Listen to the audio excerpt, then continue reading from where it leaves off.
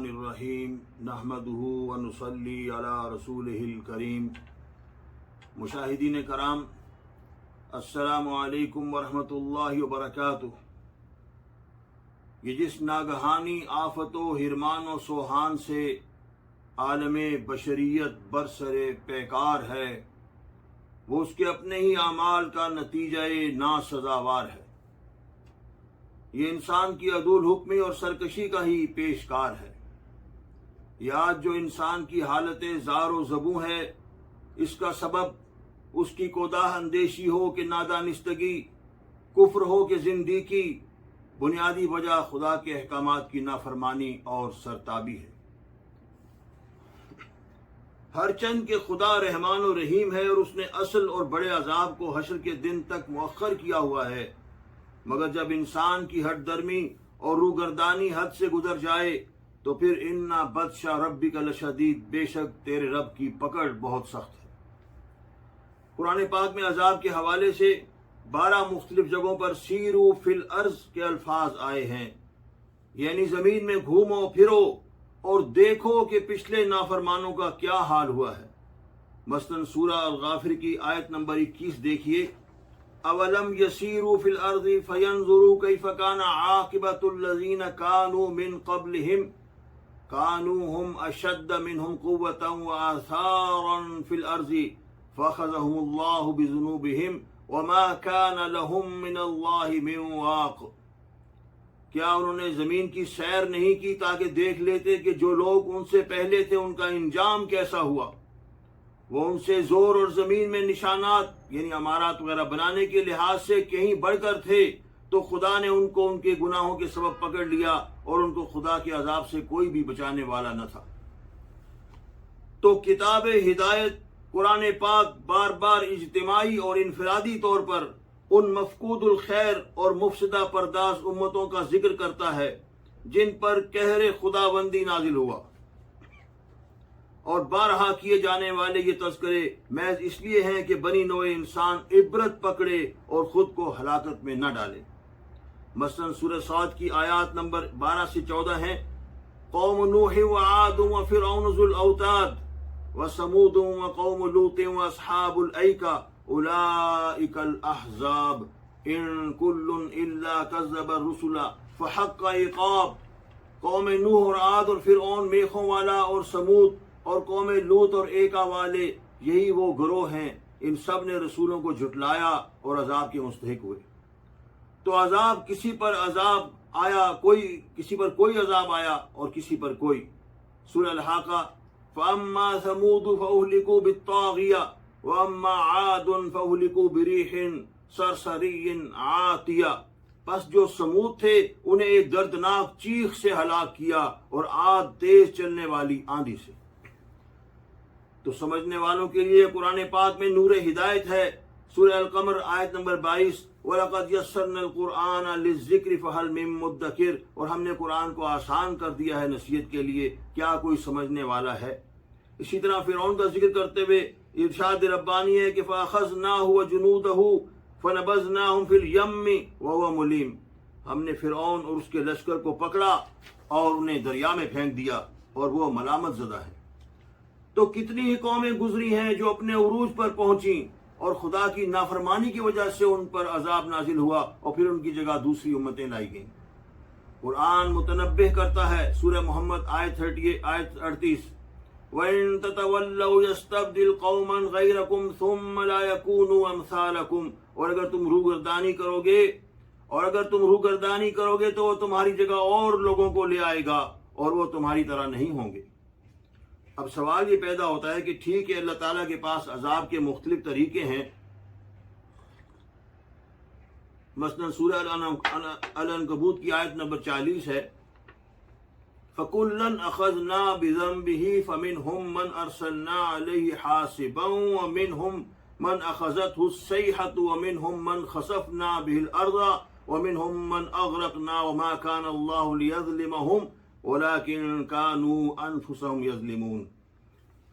ترجمہ، ان سب کو ہم نے ان کے گناہوں کی وجہ سے پکڑا، ان میں سے کچھ ایسے ہیں جن پر پتھروں کی بارش ہوئی، اور کچھ ایسے ہیں جنہیں تیز چیخ نے ہلاک کر دیا، اور کچھ کو زمین میں دھسا دیا اور کچھ کو ڈبو دیا۔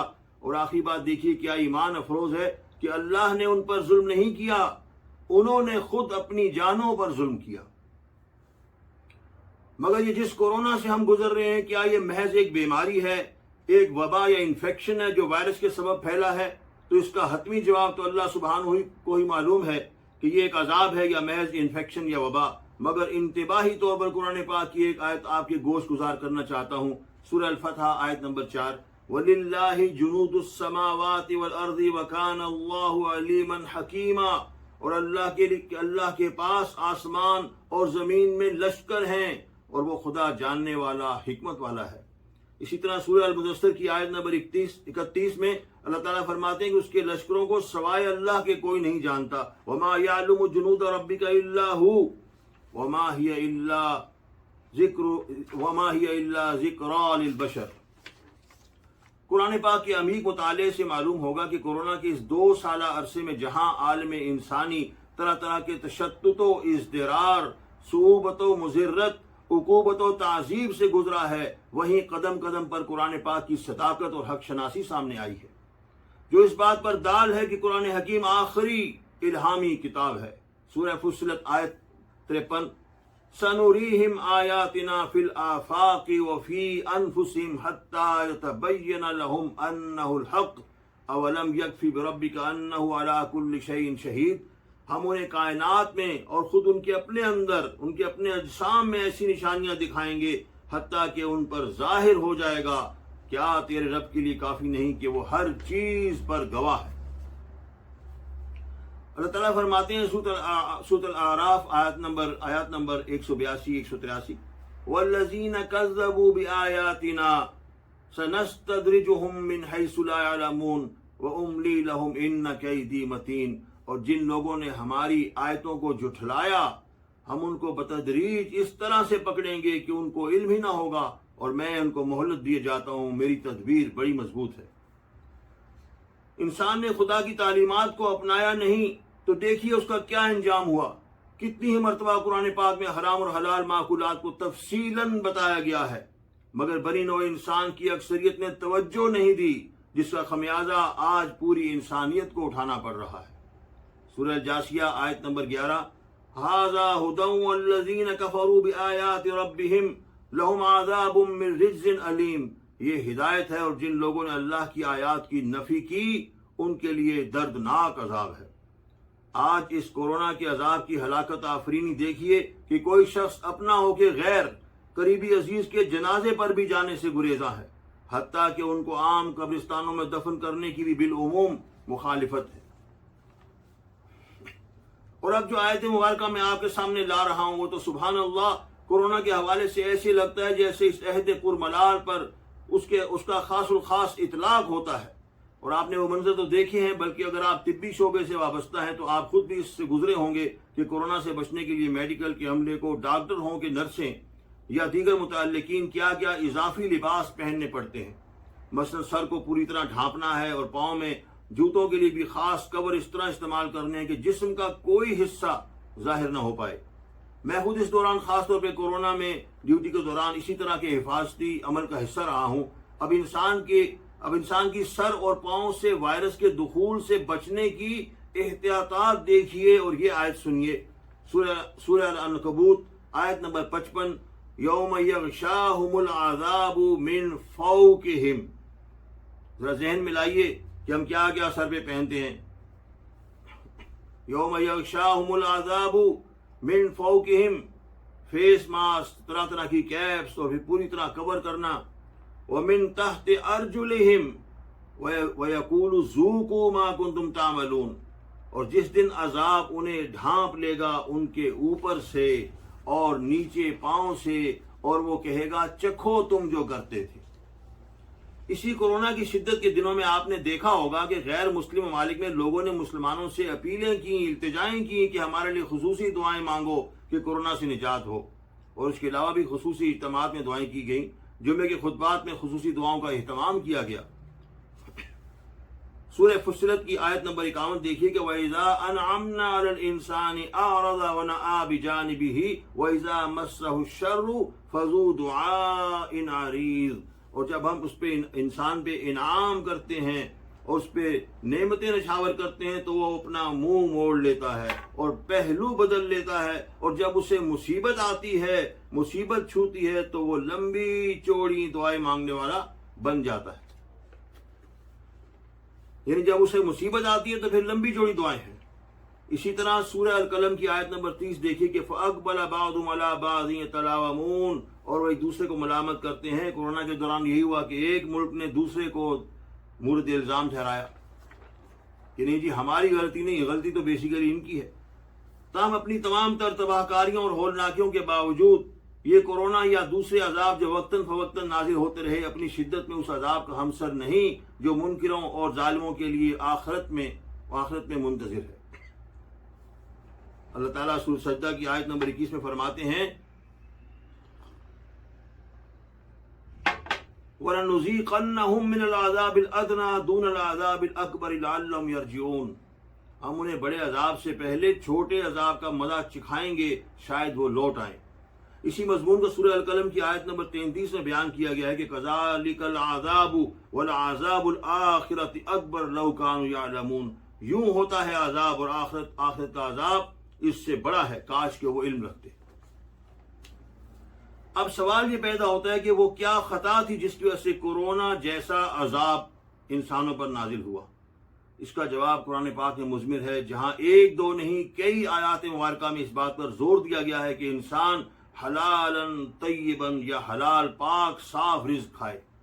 مثلا سورۃ طٰہٰ کی آیت نمبر 80 دیکھیے کلوا من طیبات ما رزقناکم ولا تطغوا فیہ فیحل علیکم غضبی ومن یحلل علیہ غضبی فقد ہوی، اور ان پاکیزہ چیزوں کو کھاؤ جو تمہیں دی گئی ہیں اور اس میں حد سے نہ نکلنا ورنہ تم پر میرا غضب نازل ہوگا، اور جس پر میرا غضب نازل ہوا وہ ہلاک ہو گیا۔ سورہ البقرہ کی آیت نمبر 168 یا ایھا الناس کلوا مما فی الارض حلالا ولا تتبعوا خطوات الشیطان انہ لکم عدو مبین، لوگوں زمین میں جو حلال طیب ہیں وہ غذائیں کھاؤ اور شیطان کے قدموں پر نہ چلو، وہ تمہارا کھلا دشمن ہے۔ صرف 3 آیات کے بعد اسی صورت میں ایک مرتبہ پھر یہی موضوع ان الفاظ میں سامنے آتا ہے کہ یا ایھا الذین آمنوا کلوا من طیبات ما رزقناکم واشکروا للہ ان کنتم ایاہ تعبدون، اہل ایمان جو پاکیزہ چیزیں ہم نے تم کو عطا فرمائی ہیں ان کو کھاؤ اور اگر خدا ہی کے بندے ہو تو اس کا شکر ادا کرو۔ سورہ المومنون کی آیت نمبر 51 میں بھی واضح طور پر پاک صاف حلال چیزیں کھانے کا امر ہے۔ یا ایھا الرسل کلوا من الطیبات واعملوا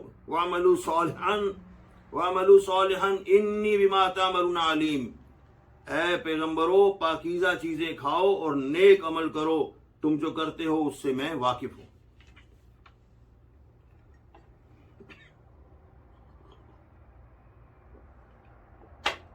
سورہ الاعراف کی آیت نمبر 160 کو پڑھیں تو لگتا ہے وہ آج کل کے کورونائی حالات پر ہی منطبق ہے۔ کلوا من طیبات ما رزقناکم وما ظلمونا ولکن کانوا انفسهم یظلمون۔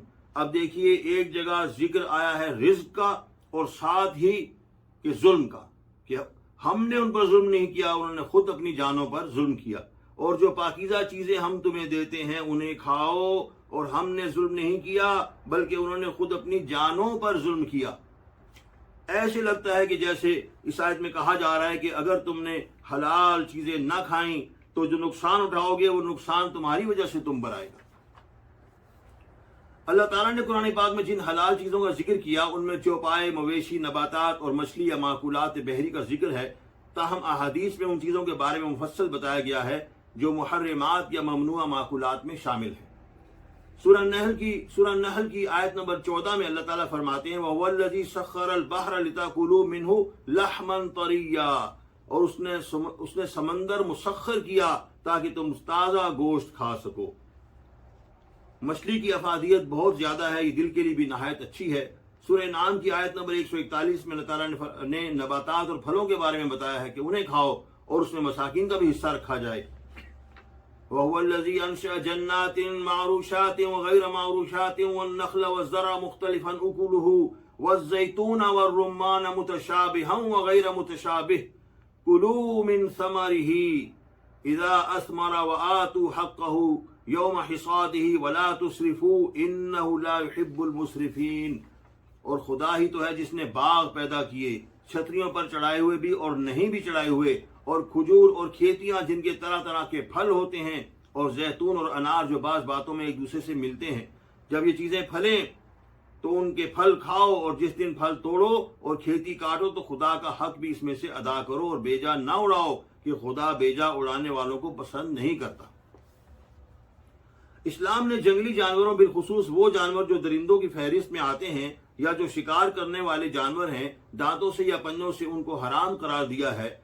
کورونا کا آغاز ووہان کی وائلڈ لائف مارکیٹ سے ہوا، جہاں چمگادڑوں اور چوہوں کو اس کا ذمہ دار قرار دیا گیا۔ میں اکثر سوچتا ہوں کہ اگر یہ علاقے جہاں سے گاہے بگاہے وبائیں پھیلنے کی خبریں آتی ہیں، اگر یہ مسلمان علاقے ہوتے اور اسلامی تعلیمات پر کاربند ہوتے تو انسانیت کو کروڑوں لوگوں کا نقصان نہ بھگتنا پڑتا۔ خوشی کی بات یہ ہے کہ اب وہاں بھی ایسے قوانین کا عمل درآمد کیا جا رہا ہے جس میں جنگلی جانوروں کو خوراک کے طور پر استعمال کرنے پر پابندیاں ہوں گی۔ اسلام طہارت اور صفائی کا دین ہے۔ احادیث کے مطابق نماز بھی اس وقت قبول ہوتی ہے جب وضو یا غسل کے ذریعے طہارت حاصل کر لی جائے۔ اگرچہ جنگلی جانوروں کے بارے میں پہلے بھی قانون وضع کیے گئے، مگر معیشت اور معاشی سہولت کو دیکھتے ہوئے لوگوں نے پھر سے وہ جانور فروخت کرنے شروع کر دیے جو طبع انسانی کے لیے موزوں نہیں اور جن سے خطرناک وبائیں پھیل سکتی ہیں۔ حالانکہ بقول قرآن خدا کے قوانین کی خلاف ورزی کر کے معیشت فروغ نہیں پا سکتی اور اس میں نقصان جان لیوا بھی ہو سکتا ہے۔ سورہ القصص کی آیت نمبر 58 دیکھیے کہ وَكَمْ أَهْلَكْنَا مِنْ قَرْيَةٍ بَطِرَتْ مَعِيشَتَهَا فَتِلْكَ مَسَاكُنُهُمْ لَمْ تَسْكُنْ مِنْ بَعْدِهِمْ إِلَّا قَلِيلًا وَكُنَّا نَحْنُ الْوَارِثِينَ۔ اور ہم نے بہت سی بستیوں کو ہلاک کر ڈالا جو اپنی معیشت پر اترا رہے تھے، سو یہ ان کے مکان ہیں جو ان کے بعد آباد ہی نہیں ہوئے مگر بہت کم، اور ان کے ہم ہی وارث ہوئے۔ مشاہدین کرام، ان آیات مبارکہ سے یہ بات واضح ہوتی ہے کہ کورونا خدا کا عذاب نہیں، انسانوں کے اپنے برے اعمال کا نتیجہ ہے۔ اللہ تعالیٰ نے قرآن فرقان حمید میں طرح طرح کی امثلہ سے بار بار سمجھایا کہ دنیا پر رہنا ہے تو کیا کھانا ہے اور کیا نہیں کھانا، مگر غیر مسلموں نے اس بات پر توجہ نہیں دی۔ اللہ تعالیٰ رحمان الرحیم ہے، وہ فرماتے ہیں سورہ قاف آیت نمبر 29 ما یبدل القوم لدی وما انا بظلام للعبید، میرا قول تبدیل نہیں ہوتا اور میں بندوں پر ظلم نہیں کرتا۔ اور اس آفت ناگہانی کی وجہ یہی ہے کہ لوگوں نے خدا اور اس کے رسول کی اطاعت کے بجائے خلاف فطرت معقولات کو اپنی خوراک بنا لیا تھا، اور اس طرح وہ خدا کے احکامات کی سرتابی کے مرتکب ہوئے۔ سورہ الانفال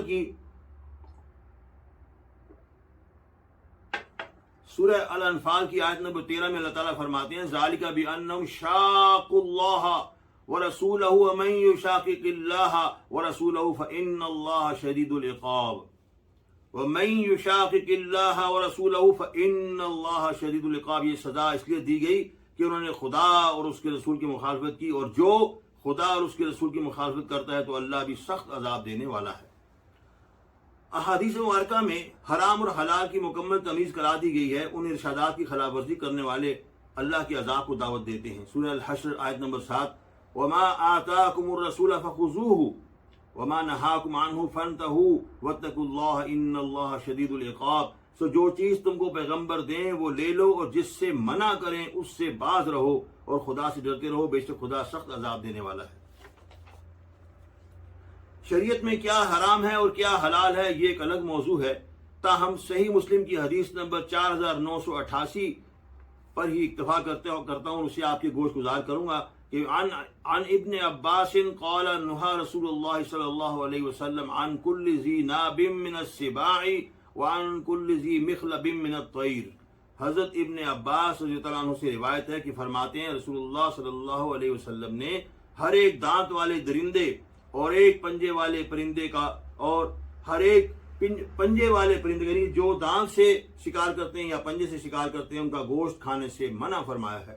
یعنی جو دانتوں یا پنجوں سے شکار کرتے ہیں وہ درندے ہوں کہ پرندے, ان کے گوشت سے منع فرمایا گیا ہے. یاد رہے کہ کورونا کے بارے میں یہ بات واضح ہوئی کہ یہ ان جانوروں کا گوشت کھانے سے پھیلا جو اسلام نے حرام قرار دیے ہیں, مثلا چمگادڑ, چوہے, سانپ, بلیاں وغیرہ. ان جانوروں کے بارے میں ثابت ہوا کہ یہ سارس کوو یا کورونا وائرس کے نیچرل کیریئرز ہیں. So it has been found that these animals are the natural carriers of corona virus.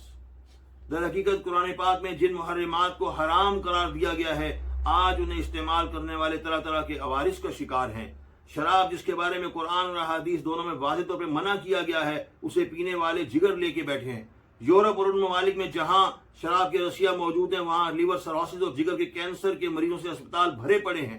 اسی طرح خنزیر کا گوشت کھانے والے کیسے کیسے امراض اور عادات غلیظہ کا شکار ہو جاتے ہیں. اللہ تعالیٰ نے مردار کا گوشت اور خون کو بھی حرام قرار دیا ہے. ظاہر ہے کہ یہ سب حرام چیزیں نقصان دہ اور مضرت رساں ہیں, اور اسلام وہ واحد مذہب ہے جس نے بڑے مفصل انداز میں ان سے بچنے کی تلقین کی ہے. اسلام وہ سچا دین ہے جو اپنے پیروکاروں کو ہر طرح کے نقصان اور خسران سے بچاتا ہے. یہ جامع, کامل اور ہماگیر مذہب ہے. حضرات گرامی, آپ نے دیکھا کہ اگر انسان قرآنی تعلیمات پر عمل کرتے ہوئے اپنا رزق تلاش کرتا اور محرمات سے گریز کرتا تو اس آفت خیز وبا سے بچ جاتا. اب تک کورونا سے جتنی ہلاکتیں ہوئی ہیں جو آج صبح تک سرکاری اندازوں کے مطابق تقریباً 53 لاکھ ہو چکی ہیں, جبکہ اصل مجموعی تعداد اس سے کہیں زیادہ ہے. اگر آج سے 8,000 سال پہلے اتنی ہلاکتیں ہوتی تو صفحہ ہستی سے انسان نیست و نابود ہو چکا ہوتا, کیونکہ اس وقت تقریباً انسانی آبادی 1 کروڑ کے لگ بھگ تھی. سورہ زمر کی آیت نمبر 23 میں اللہ تعالیٰ نے قرآن پاک کے بارے میں کیا خوب کہا ہے, یہ جامع انداز دیکھیے. اللہ نزل احسن الحدیث کتابا متشابہا مثانی, اللہ نے کیا بہترین کلام نازل کیا, ایک کتاب ہے جس میں ملتی جلتی آیات دہرائی گئی ہیں. تقشعر منہ جلود الذین یخشون ربہم, اور اس سے ڈرنے والوں کی جلد کے بال کھڑے ہو جاتے ہیں, یعنی رونگٹے کھڑے ہو جاتے ہیں. ثم تلین جلودہم وقلوبہم الی ذکر اللہ, اور پھر نرم ہو جاتی ہیں جلدیں اور دل اللہ کی یاد کو مائل ہو جاتے ہیں. ذالک ھدی اللہ یہدی بہ من یشاء, یہ ہے اللہ کی طرف سے ہدایت اور وہ جسے چاہتا ہے ہدایت دیتا ہے. ومن یضلل اللہ فما لہ من ہاد, اور جسے اللہ گمراہ کرے اسے ہدایت دینے والا کوئی نہیں. در حقیقت یہ جو اچانک بدبختی ہمارے سر آئی ہے جو مسلمان ممالک سے نہیں پھیلی بلکہ اس نے وہاں سے سر اٹھایا ہے جہاں قرآن کو نہیں مانا جاتا, اس کی وجہ بھی قرآن سے دوری اور انحراف ہے. سورہ البلد کی آیت نمبر 19 ہے والذین کفروا بآیاتنا ہم اصحاب المشأمہ والذین کفروا بآیاتنا ہم اصحاب المشأمہ, جنہوں نے ہماری آیات کو نہیں مانا وہ بدقسمت لوگ ہیں. اسلام مکمل دین اور ضابطہ حیات ہے, یہ محض عبادت کی طرف مائل کرتا, اسے اس کا طریقہ نہیں سکھاتا بلکہ معاشرتی زندگی کے تمام پہلوؤں کا احاطہ کرتا ہے. اسلام کے علاوہ اور کون سا مذہب ہے جس نے حرام اور حلال کا تعین کیا اور اس کے بارے میں تفصیلات مہیا کی. سورہ الفتح آیت نمبر 28 هو الذی ارسل رسولہ بالہدی ودین الحق لیظہرہ علی الدین کلہ, اللہ نے اپنا رسول ہدایت دے کر بھیجا اور سچے دین کو تاکہ وہ اسے ہر دین پر غالب کر دے. 1 کروڑ لوگوں کو موت کی بھیڑ چڑھانا کوئی کامیابی نہیں. کامیابی یہ تھی کہ یہ وبائی سانحہ پیدا ہی نہ ہوتا, اور یہ بڑا آسان تھا اگر یہ لوگ جہاں سے یہ کورونا چلا ہے وہ طیبات یا صاف چیزیں, حلال چیزیں کھاتے اور حرام سے بچتے. سورۃ الاحزاب آیت نمبر 71 وَمَن يُطِعِ اللَّهَ وَرَسُولَهُ فَقَدْ فَازَ فَوْزًا عَظِيمًا, اور جس نے اللہ اور رسول کی اطاعت کی اسے عظیم کامیابی ملی. سورہ حامیم السجدہ کی آیت نمبر 44 کا جز ہے کہ قُلْ هُوَ لِلَّذِينَ آمَنُوا هُدًى وَشِفَاءً, ایمان والوں کے لیے کہہ دو کہ قرآن میں ایمان والوں کے لیے ہدایت اور شفا ہے. آخری بات یہ ہے کہ اسلام کے علاوہ کسی اور دین پر چلنے والوں کے لیے خسارہ ہی خسارہ ہے. آل عمران آیت نمبر 85 وَمَن يَبْتَغِ غَيْرَ الْإِسْلَامِ دِينًا فَلَن يُقْبَلَ مِنْهُ وَهُوَ فِي الْآخِرَةِ مِنَ الْخَاسِرِينَ. اور جو اسلام کے علاوہ کسی اور دین کو چاہے گا وہ اس سے قبول نہیں کیا جائے گا اور وہ آخرت میں نقصان اٹھانے والوں میں سے ہوگا۔ قرآن حکیم ہی راہ ہدایت ہے، سیدھا راستہ ہے اور سارے عالم کے لیے نصیحت ہے۔ سورہ تکویر کی آخری آیات ہیں، ان هو الا ذکر للعالمین لمن شاء منکم ان یستقیم وما تشاءون الا ان یشاء اللہ رب العالمین۔ یہ قرآن سارے عالم کے لیے نصیحت ہے، اس کے لیے جو سیدھے رستے پر اس کے لیے جو سیدھے رستے پر چلنا چاہے، اور تم نہ چاہو گے جب تک کہ سارے جہانوں کا رب نہ چاہے گا۔ یعنی ہدایت کا راستہ کھلا ہے، مگر ادھر جانے کی توفیق بھی اللہ تعالیٰ ہی دیتا ہے۔ تو میری آج کی اس گفتگو کا موجز و استنباط ہی یہی ہے کہ اگر انسان اس دنیا میں سلامت روی سے رہنا چاہتا ہے اور اس طرح کی تیرہ بختی، بے بسی اور شکستہ حالی سے بچنا چاہتا ہے تو اسے اللہ کے حضور جبیں سائی کرنا پڑے گی۔ اسے اسلام قبول کر کے اپنے آپ کو عصیاں بھری اندوہگین زندگی سے بچانا ہوگا۔ جب وہ خدا کا تابع فرمان ہو جائے گا تو اس کی زندگی خود بخود مستطاب اور پاک صاف ہو جائے گی۔ قرآن وہ آموزش گاہ ہے، وہ درس گاہ ہے جو خود اس کی تربیت کرے گی اور اسے ہر بلا اور ہر وبا سے محفوظ و مامون کر دے گی۔ وما علینا الا البلاغ۔